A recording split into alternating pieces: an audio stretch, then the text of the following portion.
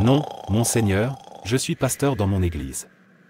J'ai gagné beaucoup d'âmes pour Christ et j'ai travaillé toute ma vie pour le royaume de Dieu en tant que pasteur. Je devrais être accueilli avec honneur, pas arrêté.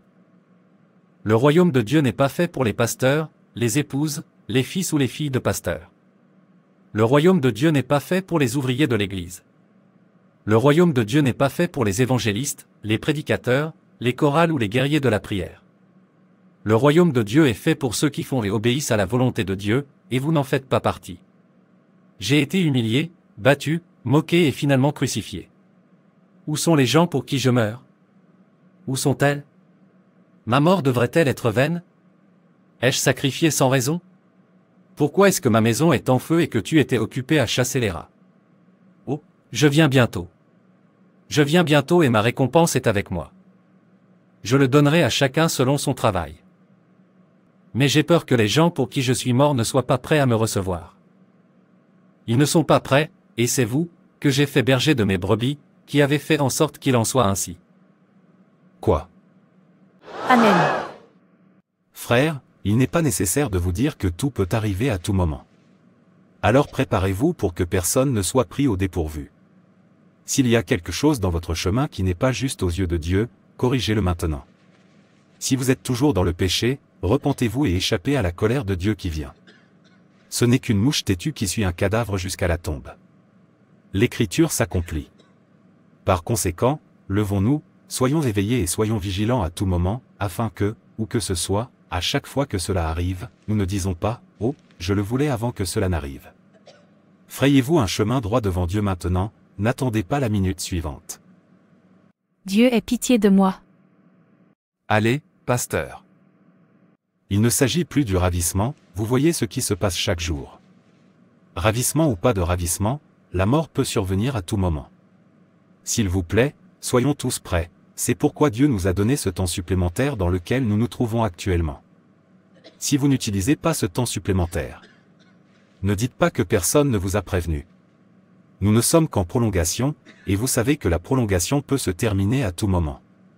S'il vous plaît, profitez-en maintenant pour modifier vos habitudes, tout ce qui vous fera manquer votre couronne, mettez un terme. Matthieu 5 verset 30. Et si votre main droite vous fait pécher, coupez-la et jetez-la loin de vous, car il est plus avantageux pour vous qu'un de vos membres périsse, que de jeter tout votre corps dans la géhenne. C'est l'heure. Modifiez vos manières. Frère Peter, s'il vous plaît, venez nous guider dans la prière.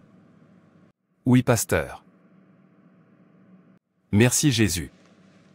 Frères, demandons à Dieu de nous soutenir jusqu'au bout. Tout le monde, ouvrez la bouche et priez. Ô mon Dieu, aide-moi. Je veux faire le paradis, je ne veux pas courir cette course en vain. Mon mari est déchiré dans ma chair. Change-le Dieu. Priez, priez, tout le monde. Le royaume de Dieu souffre de la violette, et seule la violette la prend de force. Il est temps de le prendre par la force. Ouvre la bouche et prie, enfant de Dieu. Sœur Joy, est-ce que tu vas? Oui, frère Peter. Assurez-vous de venir me voir comme convenu. Regardez-le se comporter comme un enfant de Dieu seulement dans l'église, mais en dehors de l'église, c'est un loup, il me bat, il couche avec une autre femme. Je ne peux pas continuer à mourir en secret. Quel est l'intérêt pour moi de prétendre que tout va bien alors que tout ne va pas? Si je dois mourir maintenant, je suis sûr que le paradis me manquera, car il est écrit que seuls ceux qui ont le cœur pur verront Dieu.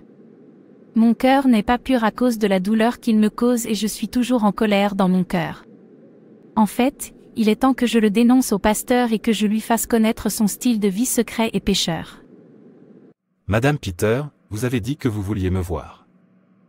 Oui, pasteur, je veux vous signaler mon mari, il n'est pas ce qu'il prétend être, il a vécu une vie de péché en dehors de l'église, si je parle, il me battra, celui qui m'énerve le plus est celui où il a amené une dame chez moi et m'a fait sortir de mon lit conjugal.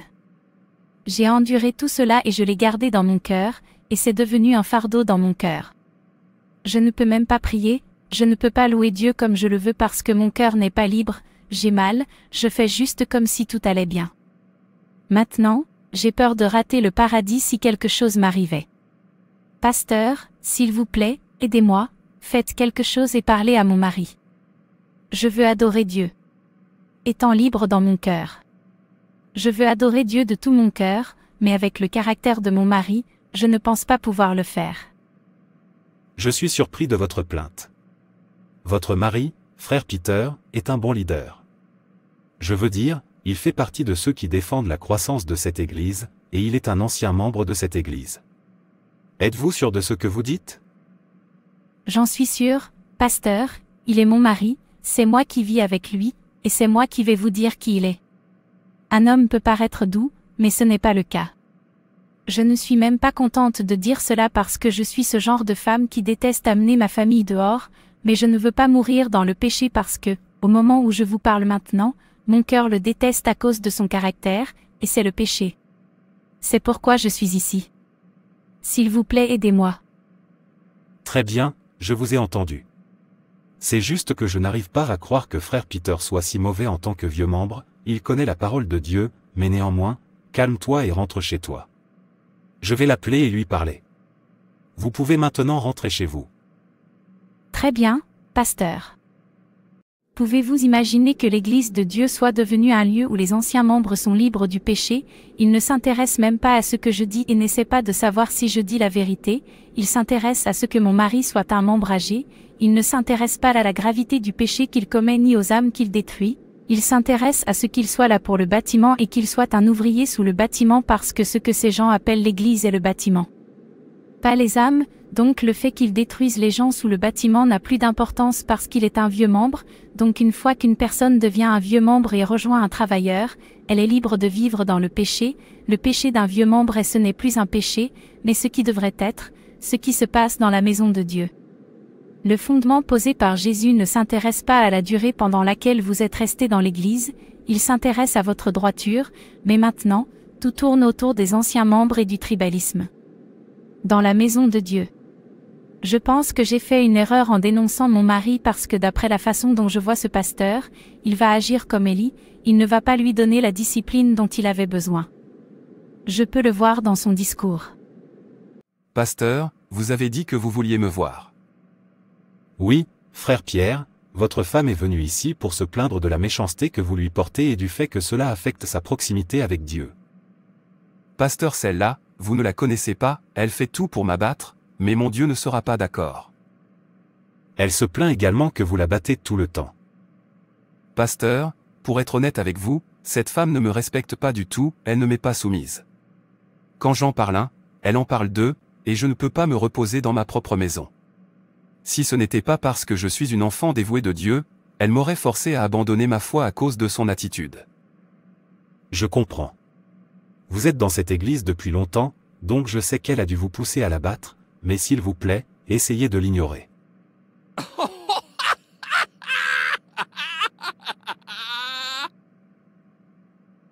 Y a-t-il une justification au péché? Ces gens, quand je les regarde, je me demande pourquoi leur Sauveur est mort pour eux. Merci de votre compréhension. Pasteur. Je vous en prie.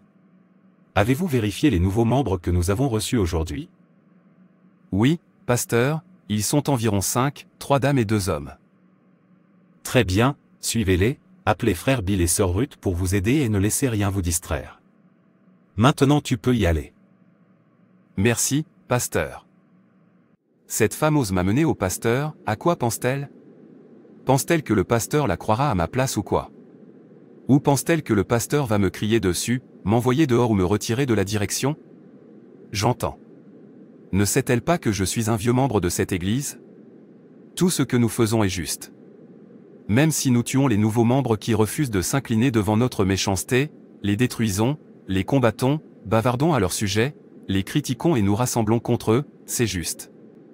Nous le faisons pour la croissance de l'Église, notre propre péché a une justification, notre péché doit être couvert. Nous sommes des anciens membres.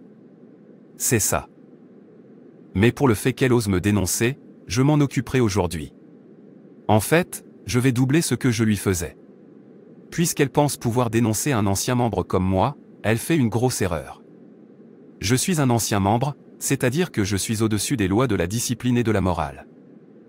Bébé, bienvenue chez moi. Je vous remercie. S'il vous plaît, entrez. Et toi, écoute, je ne veux pas te voir dans la chambre aujourd'hui, quoi que tu veuilles faire, tu dois attendre que j'en ai fini avec mon bébé. J'espère avoir été clair là-dessus et vous me direz plus tard ce qui vous a donné le courage de me dénoncer au pasteur.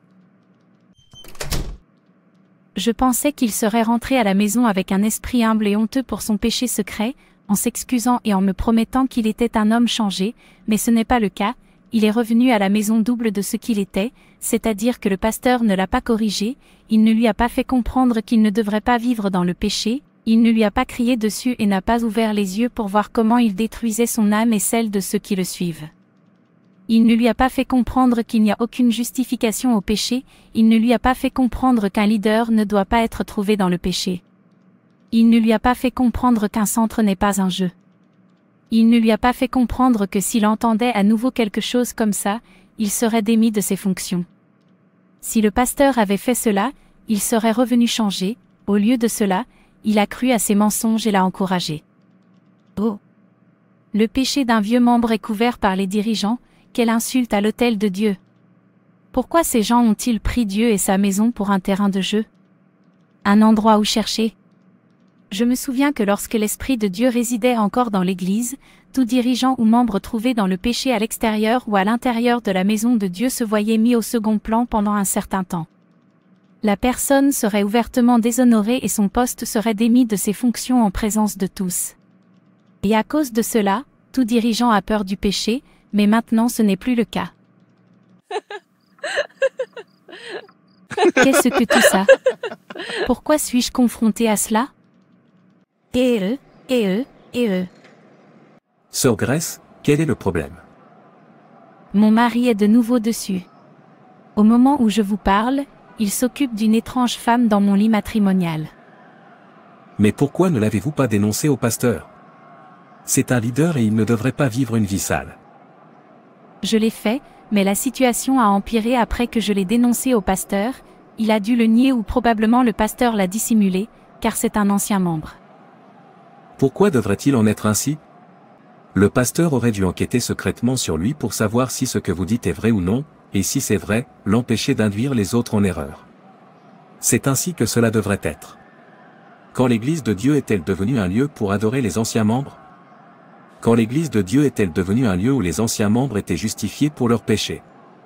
C'est pour cela qu'il y a la guerre dans la maison de Dieu, les dirigeants ne sont pas disciplinés, ils n'ont pas peur de Dieu, ils vivent comme ils veulent, ils apportent le péché dans l'Église de Dieu, et les pasteurs, au lieu de les former, se tournent vers la croyance aux mensonges qu'ils concoctent pour dissimuler leurs péchés, même s'ils savent que c'est un mensonge. C'est exactement pourquoi je refuse de les rejoindre en tant que leader, parce que je ne peux pas me permettre de perdre le peu que j'ai en rejoignant un leader qui se comporte comme Peter. Quand on est près d'eux, on ne peut rien apprendre. Au lieu d'apprendre de bonnes choses, vous finirez par leur ressembler davantage. Mon frère, c'est honteux. Avant, lorsque vous êtes pourchassé et que vous courez à l'église, vous serez sauvé, mais maintenant, lorsque vous y courez, le problème sera encore plus aggravé qu'avant. En effet, il est temps. Tout le monde devrait être prêt. L'Écriture s'accomplit et j'aime Dieu parce qu'il nous a donné la liberté de vivre une vie sainte, peu importe où nous sommes. S'il avait dit que vous devez être dans une église ou un lieu particulier avant que votre sainteté compte, cela aurait été un désastre. Donc tout ce dont nous avons besoin c'est d'obéir à la parole de Dieu, de toujours prier, de prêcher aux pécheurs, de payer notre dîme et nos offrandes, d'aider ceux qui sont dans le besoin et de vivre une bonne vie sans péché. L'Église, le pasteur, le dirigeant et les ouvriers n'emmènent personne au ciel, seule votre vie juste le fera. S'il vous plaît, sœur Grace. Ne soyez pas déçus, il y a encore Dieu à qui vous pouvez parler, lui seul comprendra votre douleur, alors oubliez tout le reste et parlez-lui. Merci beaucoup. Je vais y aller maintenant. Là où il n'y a pas de vision, les gens périssent. Je plains les âmes qu'il détruit. Sœur Joy, tu vois que nous portons la même couleur, ce qui veut dire que nous avons le même cœur. C'est pour ça que tu devrais être gentil avec moi. Mais je suppose que ce n'est pas le cas. Je ne t'ai pas revu hier. Je pensais que tu accepterais de venir me voir chez moi le soir. Que dirais-je à ma mère? Elle me demandera où je vais. C'est simple, dis-lui que nous faisons une veillée nocturne, et de là, tu te précipiteras chez moi. Mais cela est un mensonge. En tant que leader, je pensais que votre devoir était de vous assurer que quelque chose comme ça n'arrive jamais. Je suis ton disciple. Comment se fait-il que tu m'apprennes à mentir? As-tu oublié le jour où tu m'as accueilli dans l'église, et aujourd'hui c'est toi qui m'apprends à mentir? Oublie ça. C'est juste un mensonge, ce n'est pas important. Il n'y a personne dans cette église qui ne mente. Et vous en êtes fiers, vous êtes fiers d'avoir transformé la maison de Dieu en un lieu pécheur. Je suis désolé si c'est ce que vous faites ici, je n'en fais pas partie, je veux juste adorer Dieu. Excusez-moi. Regardez-la, essayant de prétendre être sainte, le temps que j'en ai fini avec toi dans cette église, tu t'enfuiras. Je suis le commandant en second dans cette église, celui que j'accueille est le bienvenu, et celui que je n'accueille pas n'est pas le bienvenu. Pasteur, je suis venu vous signaler Sœur Joy, elle induit les autres en erreur. Depuis qu'elle a commencé à venir à l'église, d'autres ont commencé à se comporter mal et à s'habiller de manière mondaine. Je ne peux pas tolérer ça, s'il te plaît. Si elle vient distraire les autres, renvoyez-la. Aucun agent des ténèbres n'est autorisé dans mon église. Merci beaucoup, pasteur, c'est un agent des ténèbres, mais elle ne réussira jamais. Sœur Joy, qu'est-ce que tu portes? Regarde à quel point tu es nue. Je suis sûr que vous n'êtes pas là pour corrompre qui que ce soit.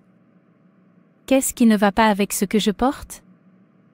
Écoute, si tu sais que tu vas t'habiller comme ça, arrête de venir dans cette église. Pourquoi me fais-tu embarrasser? En fait, j'ai assez entendu parler de vous et je pense que je vais quitter cette église pour vous. Bye bye. Frère Larry, d'où viens-tu? À qui appartient le téléphone que vous tenez? Mon frère, je reviens tout juste d'évangélisation. Quant au téléphone, c'est un cadeau que Dieu m'a fait. Êtes-vous sérieux? Dieu vous favorise vraiment. Mon frère, je remercie Dieu pour ça. Waouh, je ne peux pas croire que tu puisses aller aussi loin avec ce que tu fais, mais, frère, souviens-toi, nous avons une réunion d'église demain. Je suis désolé, demain c'est ma journée chargée. Par la grâce de Dieu, si j'en ai l'occasion, je viendrai. Vous devez venir, vous ne pouvez pas négliger l'œuvre de Dieu. Je remarque que vous ne venez pas tout le temps au travail et à l'église. Frère Pierre, je travaille pour Dieu à ma manière. Je vous verrai plus tard. J'ai un endroit où aller maintenant. Ce frère Larry ne fait rien dans l'église, il ne fait rien, il ne prend pas au sérieux l'œuvre de Dieu, la seule chose qu'il recherche, c'est de l'argent. Il devrait faire quelque chose dans l'église, sinon, j'arrêterai aussi de faire quoi que ce soit. En fait, je dirais à chacun d'arrêter de faire quoi que ce soit s'il ne le fait pas. Pouvez-vous imaginer jusqu'où il est allé? Si je le quitte, il ira peut-être plus loin. Je ferai tout mon possible pour le distraire. Qu'il vienne travailler dans la maison de Dieu, de cette façon, il sera distrait et perdra sa concentration. C'est tout ce pourquoi je me bats. Non-sens. Frère Alex, que fais-tu? Je disposais les chaises. Vous savez que nous avons une réunion aujourd'hui. Qu'en est-il de frère Larry? Que fait-il dans cette église? Pourquoi ne fait-il rien dans l'église? Mais travailler pour Dieu ne se fait pas par la force, c'est en voulant, de plus, c'est pour Dieu que nous travaillons, pas pour Larry, et n'oubliez pas que Larry essaie aussi. À part ça, sa femme fait tout sans regarder personne. Pourquoi es-tu si intéressé par Larry? Y a-t-il quelque chose que tu ne me dis pas? On ne peut pas s'intéresser à une personne en particulier quand il y a plus de 10 personnes, sauf qu'il y a plus, alors dites-moi ce que c'est. Tu ne penses pas que Larry pourrait être occupé? Occupé, mon pied. Vous n'êtes pas occupé? Est-il le seul à être occupé?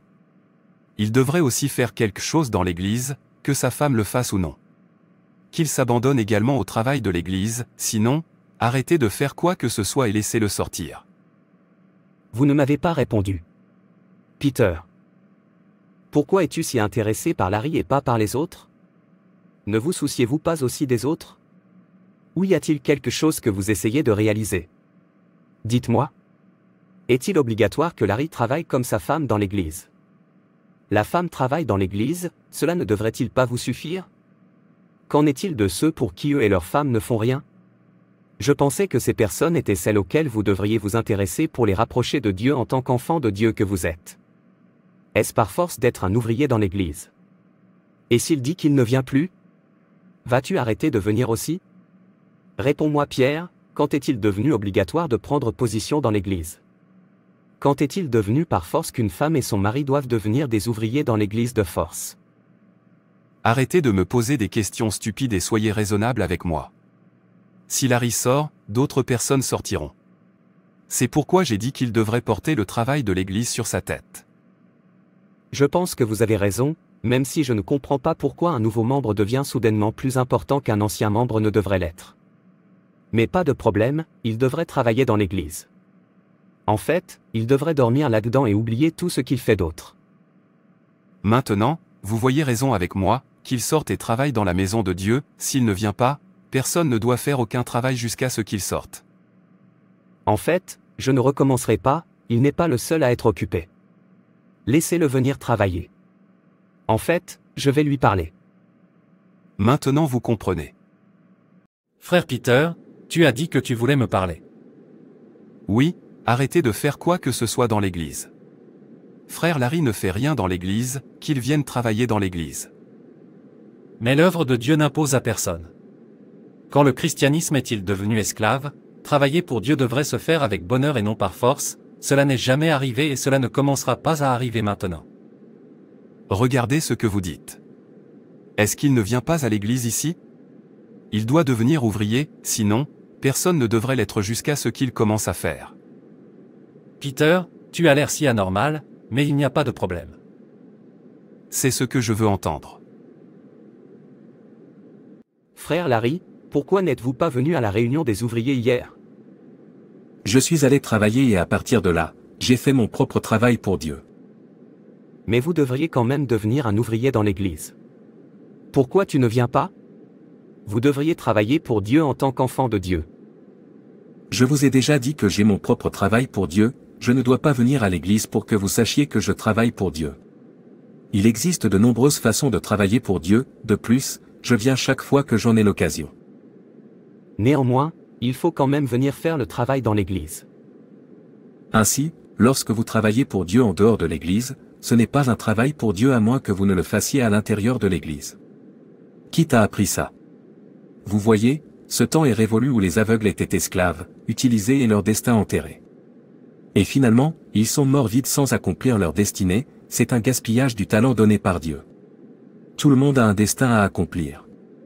Chaque être humain a le droit de travailler pour Dieu avec bonheur, comme il l'aime, afin de montrer sa gratitude pour ce que Dieu fait dans nos vies. Et aussi comme moyen de réaliser le talent donné par Dieu, et non par la force. Ou sous forme d'esclavage. Néanmoins, je vous ai entendu et chaque fois que j'en ai l'occasion, je viendrai. S'il vous plaît, essayez d'être là, car si vous ne le faites pas, personne ne le fera. Ce Peter et son groupe sont drôles.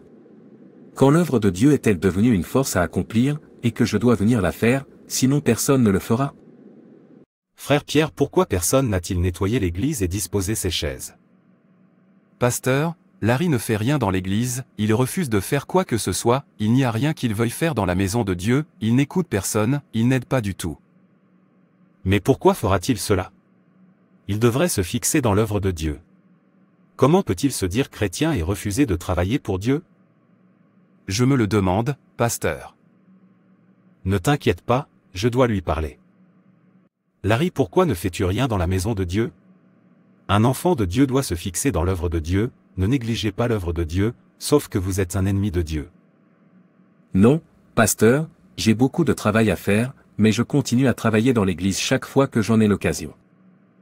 S'il vous plaît, essayez d'aider dans l'église. D'accord, monsieur, je ferai de mon mieux. Je sais que c'est l'œuvre de Peter. Juste parce qu'il m'a vu avec un nouveau téléphone, il s'est intéressé à moi, disant aux autres de ne pas travailler pour Dieu parce que je ne le fais pas. Est-ce un style pour me distraire ou quoi? Il doit rêver, car je ne suis pas du genre à me laisser distraire. De plus, pourquoi ne peut-il pas faire face aux siens s'il est si jaloux des miens? Dans son rêve, il pensait pouvoir utiliser l'œuvre de Dieu pour se distraire. Je suis déjà moi-même une œuvre de Dieu, il devrait donc utiliser une autre méthode. Celui-ci est tellement bon marché. Frère Alex, avez-vous remarqué que Larry n'est pas venu à l'église aujourd'hui? Oui, je l'ai remarqué. Même la semaine dernière, il n'est pas venu. Vous voyez de quoi je parle. Alors tout le monde devrait cesser de venir à l'église jusqu'à ce qu'il commence à venir, c'est absurde. Il n'est pas le seul à être occupé, tout le monde est occupé. Oui, tu as raison, s'il n'est pas venu, personne ne devrait venir, s'il ne faisait pas le travail de l'église, personne ne devrait le faire. C'est exactement comme ça que ça se passera, qu'ils viennent à l'église. Frère Peter, tu as dit que tu voulais me voir. Oui, remarquez-vous que Larry ne vient pas à l'église comme il le devrait et qu'il ne fait aucun travail dans cette église. Arrêtez de faire quoi que ce soit dans l'église et arrêtez de venir à l'église tout le temps jusqu'à ce qu'il commence à venir. Est-ce que tu vas bien, Pierre? Parce que seule une personne qui n'est pas normale se comportera comme vous. Quand adorer Dieu est-il devenu un jeu d'enfant? Quand l'adoration de Dieu est-elle devenue une force? Comment considérez-vous Dieu? Quand vous venez à l'église, est-ce Larry que vous venez adorer ou Dieu? Quand vous travaillez pour Dieu, est-ce pour Larry que vous travaillez ou pour Dieu? Qui bénira votre travail? Est-ce Larry ou Dieu? Pourquoi égarez-vous les âmes qui sont venues adorer Dieu? Es-tu sûr que tu vas bien? Vous vous tournez vers Satan, n'as-tu pas peur de la colère de Dieu?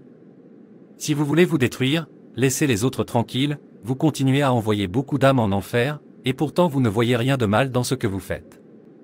Quand est-il devenu une loi selon laquelle Larry doit travailler dans l'église?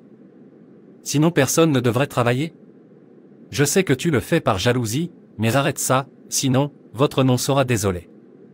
Personne ne se soucie de savoir si vous travaillez ou non dans la maison de Dieu, alors pourquoi devriez-vous vous soucier autant de Larry?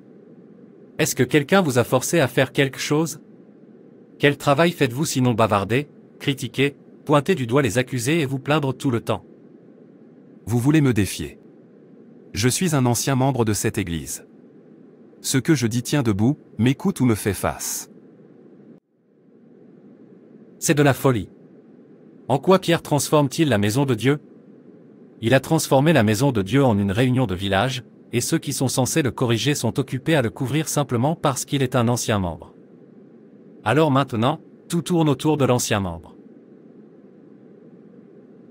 Sœur, pourquoi m'as-tu appelé dehors? Entre. Je ne suis pas venu ici pour ça. Quel est le problème? Tu as l'air tellement en colère. Je suis enceinte et tu es responsable. Qu'est-ce que vous entendez par là? Ne savais-tu pas que je suis un leader et que je suis marié, d'ailleurs? Vous savez donc que vous êtes un leader et que vous êtes occupé à coucher avec toutes les femmes de l'église. Ne sais-tu pas que tu es un leader et que tu es marié quand tu couches avec moi? Je suis venu à l'église pour adorer Dieu, et tu m'as transformé en putain au nom de me suivre. Écoute, tu dois m'épouser, sinon, vous n'aimerez pas ce que je ferai. Je ne vous connais pas et je ne sais pas de quoi vous parliez. Je sais que tu as dû être envoyé pour me détruire, mais cela n'arrivera pas. Donc tu as une bouche pour parler. Regarde-moi. Pasteur, votre chef Peter m'a mis enceinte et essaie de le nier. Quoi? Êtes-vous sûr de ce que vous dites? Parce que Peter est l'un des membres les plus dévoués que j'ai dans cette église, il est ici depuis le début, et je sais qu'il ne pourra jamais faire quelque chose comme ça. J'espère que personne ne vous demande de faire ça. Je ne suis pas là pour ça, dévoué ou pas dévoué, c'est un coureur de jupons, il a couché avec beaucoup de dames dans cette église, et maintenant que je suis enceinte, dis-lui de venir m'épouser, sinon, il ne m'aimera pas. C'est pourquoi je suis ici. Excusez-moi. Oh non, Satan est un menteur, mais il a échoué. Frère Peter ne pourra jamais faire ça. Pasteur, vous m'avez appelé. Oui, frère Peter, sœur Lucie, ce nouveau membre est venu ici en prétendant que vous l'aviez mise enceinte et en menaçant de s'occuper de nous si vous ne l'épousiez pas. Satan, tu es un menteur. Pasteur, il n'y a rien de tel. Elle doit être un agent des ténèbres, ils l'ont envoyé pour venir détruire cette église. Je le crois, enfant de Dieu, et ils échoueront. Amen. Vous savez quoi? Je rentre chez moi tout de suite pour pouvoir revenir ce soir. Nous devons commencer la prière nocturne dans cette église pour détruire l'œuvre de Satan. Tu as raison, pasteur. Oh non, l'image de mon église ne pourra jamais être ternie. Satan, tu ne pourras jamais avoir aucun de mes enfants, vous échouez. Pierre est un enfant dévoué de Dieu, un ancien membre qui représente l'église de Dieu. Si c'est pour cela que vous le combattez, vous avez échoué. Vous ne pouvez pas l'avoir. Cher, vous êtes le bienvenu. Je vous remercie. J'ai besoin de me reposer maintenant car je retourne à l'église ce soir. J'ai une réunion de prière avec frère Peter. Satan le combat tellement. Allez-y, monsieur.